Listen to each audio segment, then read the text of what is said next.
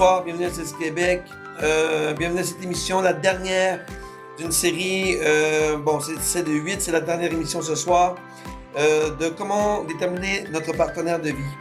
Ce soir, je vais vous parler des principaux dangers que l'on peut rencontrer et qu'il faut particulièrement faire attention lorsqu'on rencontre quelqu'un de nouveau dans notre vie. Donc, avant de s'aventurer dans le mariage, il est important de visualiser les préliminaires auxquels quelqu'un peut nous confronter dans la vie. C'est important parce que si on s'attache à quelqu'un et qu'il y a des mauvaises attitudes ou une mauvaise... comment je peux dire ça? Donc, des mauvaises caractéristiques de la personne, tiens. C'est toujours bon de regarder des points de vue ce soir que je vais vous dire qui sont très très dangereux et qui pourraient facilement briser votre mariage. D'accord, mais avant tout, on va prier et on va demander à Dieu de nous guider à travers cette petite capsule de 20 minutes, de 25 minutes, 20-25 minutes, afin qu'il puisse nous parler ce soir et nous faire découvrir ensemble les divers dangers auxquels nous pouvons faire face lorsque nous rencontrons quelqu'un lorsque nous rencontrons quelqu'un et notre futur couple ou notre futur mari ou femme. Seigneur, nous te remettons cette petite capsule ce soir et nous voulons, Seigneur, que tu nous donnes l'enseignement nécessaire, Papa, afin de ne pas se faire prendre au piège par l'ennemi. Alors, Papa, je te demande ce soir, Seigneur, d'être ma bouche, d'être celui qui va parler au nom de ton Saint-Nom, Seigneur, et que tu pourras, Seigneur, donner le discernement des esprits, le discernement à ceux et celles qui sont présentement en couple, de comment visualiser les dangers auxquels ils peuvent faire face dans leur vie. Alors, Seigneur, je te remets tout ce soir entre tes mains. Prends le contrôle total de cette petite émission, de cette courte capsule, Seigneur, et apprends-nous et enseigne-nous, Seigneur, ce soir. Dans le nom puissant de Jésus, j'ai prié. Amen. À des bonnes soirées et on commence vite fait. On va commencer avec les dangers auxquels les dames doivent porter attention sur leur futur marié ou leur copain présentement. D'accord? La première chose que vous devez porter attention, les dames, c'est lorsque vous rencontrez quelqu'un qui vous invite tout de suite à la maison. Donc, lorsque vous rencontrez un homme qui vous demande de venir immédiatement à la maison, il y a un problème.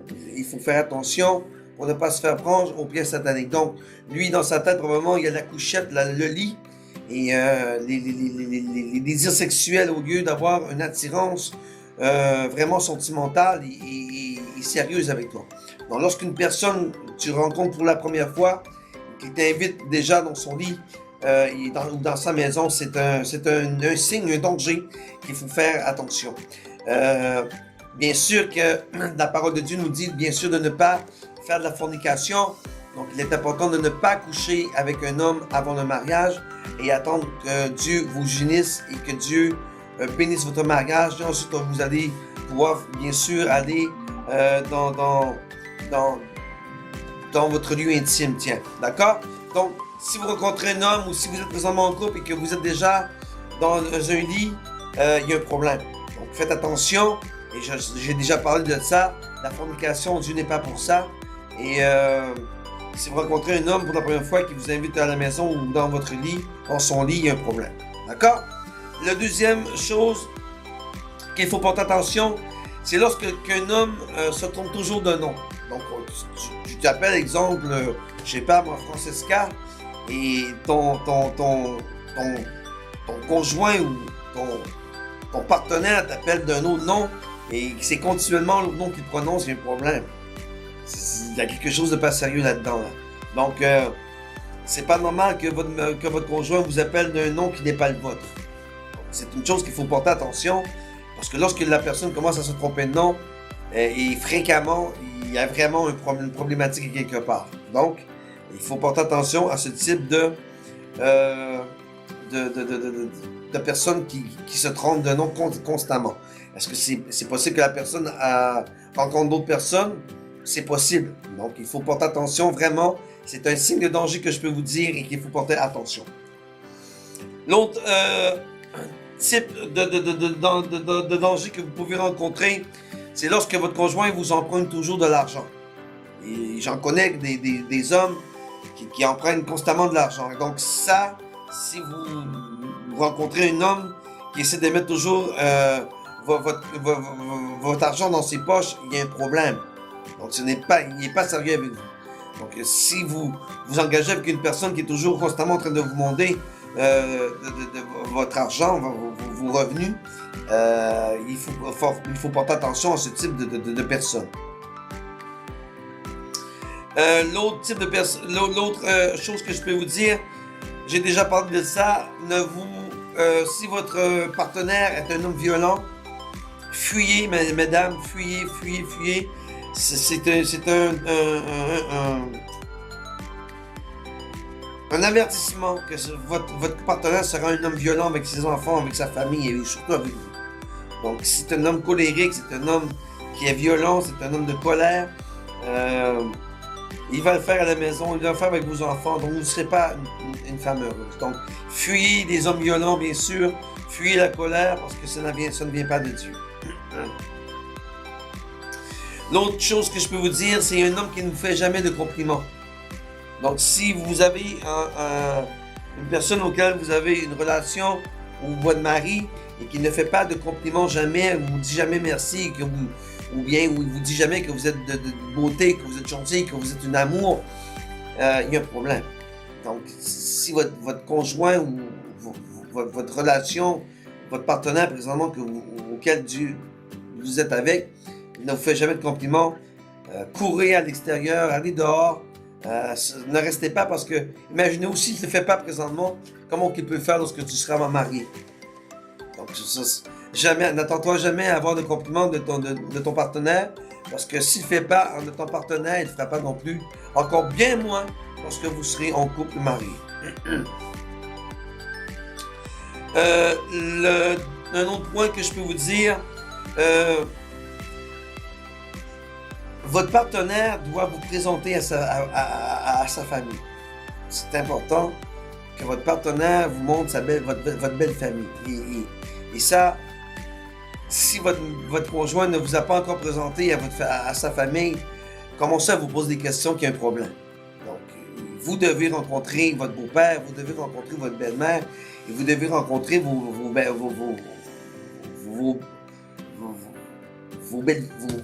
belles-filles et vos beaux-fils. Donc, c'est important de connaître votre famille, votre futur beau-père, votre future belle-mère et vos futurs, la famille de votre conjoint.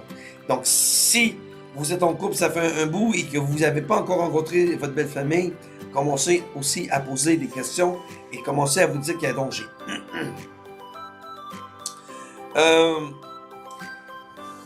L'autre chose aussi que je peux vous dire ce soir, c'est que si vous êtes la seule personne à aimer votre conjoint, et il y a un problème. Donc, autour de vous, vos parents, vos mères, votre père, vos frères, vos soeurs, vos amis n'aiment pas votre conjoint, il y a peut-être une problématique il y a peut-être un anguille sous roche, comme on dit en québécois. Il y a peut-être quelque chose que vous devriez savoir et que vous ne connaissez pas. Donc, attention encore, si vous êtes la seule personne, parce qu'on a un vieux dicton qui dit que l'amour aveugle. Donc, si vous êtes aveuglé par votre bien-aimé et que les autres voient des choses que vous ne voyez pas, portez attention peut-être bon, demandez à Dieu et portez attention surtout à qu'est-ce qui pourrait être aussi...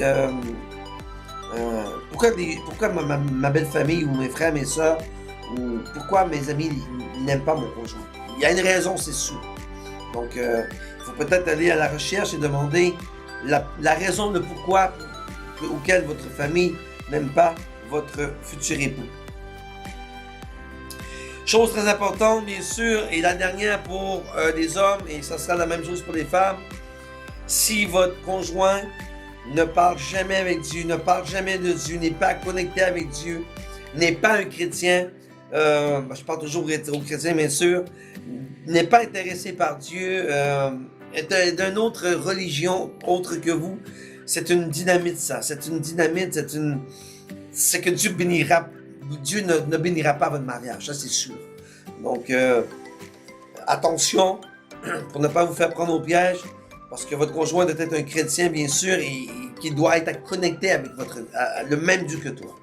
Le Dieu d'Israël, le Dieu d'Isaac et de Jacob. Donc, si pour lui, Dieu n'est pas important et qu'il ne veut pas en entendre parler, oh, attention, il y a danger et il y a anguille sous roche. D'accord?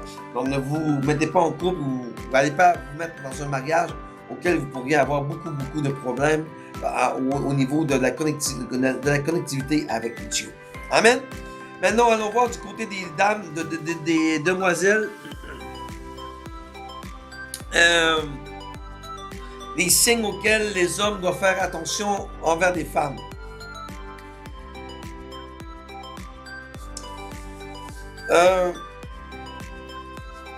Lorsqu'une femme est en relation avec vous et qu'elle a son cercle d'amis et des hommes, ça là, elle a aucune amie ou quelques petites amies de filles, mais son vrai cercle d'amis, c'est les hommes, c'est d'autres hommes. Commencez à vous poser des questions, les hommes. Commencez à vous poser des questions. C'est pas normal qu'une femme ait un cercle d'amis des hommes. Ah, moi, j'aime plus les hommes que les femmes, puis mes amis, c'est les hommes, les nanas. Attention, parce qu'il pourrait avoir un danger, là. Il pourrait avoir un danger, et un danger très sérieux. Donc, soyez prudents, soyez toujours à l'affût avec qui qu'elle côtoie et qui qu'elle côtoie le plus fréquemment. Donc, il pourrait y avoir danger et la demoiselle, elle flirte beaucoup avec les hommes et c'est pas normal, ça. La personne qui doit tenir de compagnie, c'est avec vous, d'accord? Et lorsqu'il n'y a pas de amis E, il y a un problème. S'il y a juste des amis I, alors commencez à vraiment le signal d'alarme se fait enclencher là et la lumière jaune, la lumière orange allume. D'accord? Encore une fois, j'ai parlé de ça pour les dames. Lorsque la dame est toujours en train de vous quêter de l'argent, de vous demander des sous, il y a un danger. Il y a un danger pour votre couple, il y a un danger pour votre futur mariage.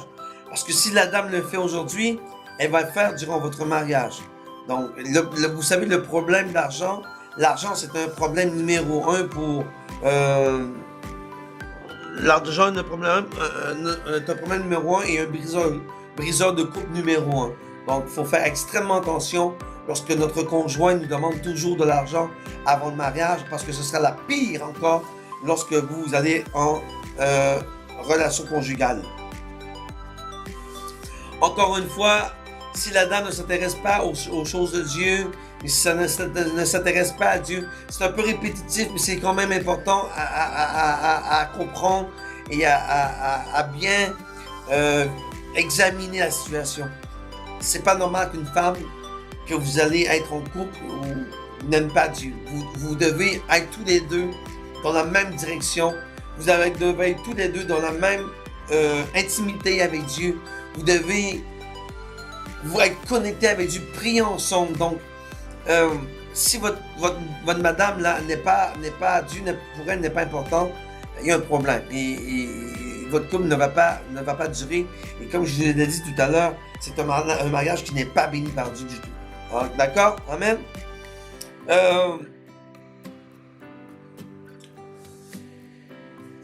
Une chose que j'ai dit tout à l'heure, c'est la même chose pour les dames. Lorsque la dame vous apporte tout de suite dans sa maison et vous montre le lit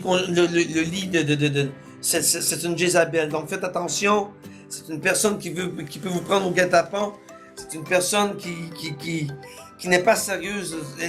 C'est des envies sexuelles. C'est pas sérieux. C'est pas sérieux. Donc, et si une femme t'emmène tout de suite dans sa chambre à coucher et pour faire des relations sexuelles avec toi, il y a un problème. Et comme j'ai dit tout à l'heure, de toute façon, en vérité, vous ne devriez pas faire la fornication avant le mariage.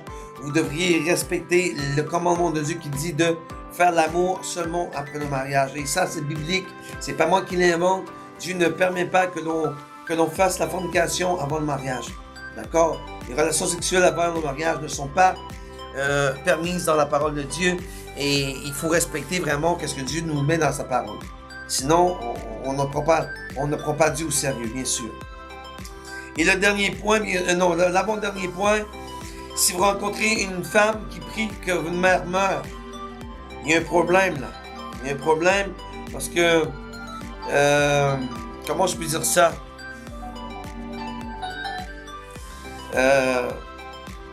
Lorsque votre femme meurt, ça marche pas. Une femme commence à prier contre votre famille, contre votre mère, contre votre... Il y a un problème. Donc, si votre femme qui prie contre votre famille, parce qu'elle ne veut pas que votre famille soit près de vous, c'est la jalousie. Donc, il y a anguille sur roche. On ne peut pas prier contre la famille auquel Dieu nous a donné. D'accord? Donc, préparez à vous divorcer parce qu'il y a un problème. Il y a un problème. Votre femme, votre futur conjoint ne peut pas prier contre les gens de votre famille. D'accord? Vous devez y accepter, bien sûr, votre belle famille. Et la dernière point, avant de terminer, c'est une femme qui est toujours de mauvaise humeur. Une femme qui ne sourit jamais. Une femme qui est toujours colérique. Une femme qui n'est jamais ambitieuse. Une femme qui n'a pas la joie de vivre. Évitez ce type de relation. Parce que vous savez quoi? Lorsque vous allez vous marier, vous allez avoir des problèmes. Une femme qui sourit pas avant le mariage, elle va pas plus sourire après le mariage. Parce que si vous êtes bien là-dedans, il y a un problème. Une femme ne peut pas jamais sourire et être de mauvaise humeur. Une femme doit être joviale, une femme doit être remplie de joie, tout comme l'homme d'ailleurs. Je parle de la femme et l'homme est inclus là-dedans, d'accord? Donc, il faut que votre relation de couple soit une relation d'amitié, une relation qui est remplie de joie et de paix. Et non pas une personne qui est toujours de mauvaise humeur. D'accord? Donc, le sourire est important et la joie de vivre également, elle est très importante. D'accord? Alors, ça termine l'émission. Comme je l'ai dit, c'est pas très long ce soir. C'était des dangers vraiment vite fait sur qu'on doit porter attention avant de s'introduire dans votre mariage. Et comme je vous ai déjà dit dans l'émission dernière, si vous venez pour vous faire marier à l'église, commencez à penser que votre pasteur lui parle à Dieu. Ça, c'est sûr. Si votre pasteur parle à Dieu, et Dieu va me parler si je dois bénir ce mariage ou je dois le faire ce mariage-là. Donc, avant de vous présenter au pasteur et vous dites nous voudrions nous marier, pasteur, je vais toujours demander à Dieu, est-ce que ce couple-là, papa, est-ce que tu l'as béni? Est-ce que c'est un mariage béni? Et est-ce que c'est un mariage qui marche avec toi? Qui respecte ta volonté? Qui ne monte pas à l'encontre de ta loi, Seigneur? Et si Dieu me dit oui, il n'y a aucun problème à ce que je vais vous marier. Mais moi, je vais toujours demander à Dieu. Moi, je parle de pasteur Stéphane, là, à TSC Québec. Je vais toujours demander à Dieu si votre mariage a été béni par Dieu. Et moi, ça va me faire plaisir quand Dieu va me dire, j'ai béni pasteur, j'ai béni ce mariage. Il n'y aura aucun problème que je vais vous marier. Alors, vous allez faire votre suite, vos cours de préparation au mariage avec pasteur Déborah. Et lorsque ce sera terminé, on va préétablir une date. On fera la célébration du mariage. Donc, tous ces dangers-là, on ne devrait même pas voir ça pour des couples chrétiens. Je parle des dangers qu'il y a fréquemment dans les relations, mais tout ce que je vous ai parlé ce soir, ces dangers-là, on ne devrait pas voir ça dans un couple appelé par Dieu. Vous comprenez ce que je veux dire? Un couple qui a été déterminé par Dieu et appelé par Dieu, tout ce que je vous ai raconté ce soir, que je vous ai dit ce soir, on ne devrait même pas voir ça dans la relation de partenaire ou dans la relation conjugale. Amen. Gloire à Dieu. Alors on va terminer avec une prière et on va bénir ce cours, qu'il puisse être une bénédiction pour vous pour plus tard. Je vous invite bien sûr, si vous avez manqué des émissions précédentes de 1 à 7, je vous invite bien sûr à les écouter parce qu'il y a beaucoup d'informations là-dedans. Et si vous préparez à vous marier bientôt, c'est un bon signe, c'est des bonnes émissions à écouter avant de se marier. Ça peut vous donner beaucoup de conseils et beaucoup de directives afin que votre mariage puisse être un succès. D'accord? Alors merci Seigneur pour cette célébration. Excusez pas pour cette célébration, mais merci pour ces cours, Papa, que tu nous as donnés. Merci pour les directives divines que tu nous as données. Merci Seigneur pour l'enseignement que tu nous as donné afin que nous puissions, Seigneur, nous préparer de façon équitable et selon ta volonté à notre mariage. Bénis Seigneur ces couples. Bénis Papa ces partenaires de vie. Bénis, Seigneur, ces relations conjugales, afin qu'ils puissent se fortifier avec toi et rectifier les choses qui ne sont pas conformes à ta volonté. Alors, Seigneur, je te remets, Seigneur, ces 7 autres émissions qu'on a eues ensemble, Papa, puisses-tu les bénir. Bénis ces émissions, Papa, bénis ces directives, bénis ces conseils, Papa, que tu as mis dans ma bouche, Papa. Alors, je te remercie, Seigneur, que toute la gloire te soit rendue à toi, Seigneur, et que ces cours, Seigneur, puissent être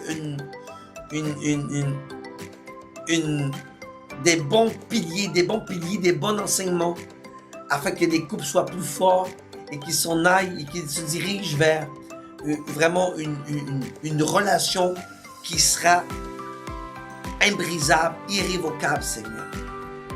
Alors, j'ai prié dans le nom de Jésus-Christ. Allez, Seigneur, merci, Papa. Merci pour cet enseignement.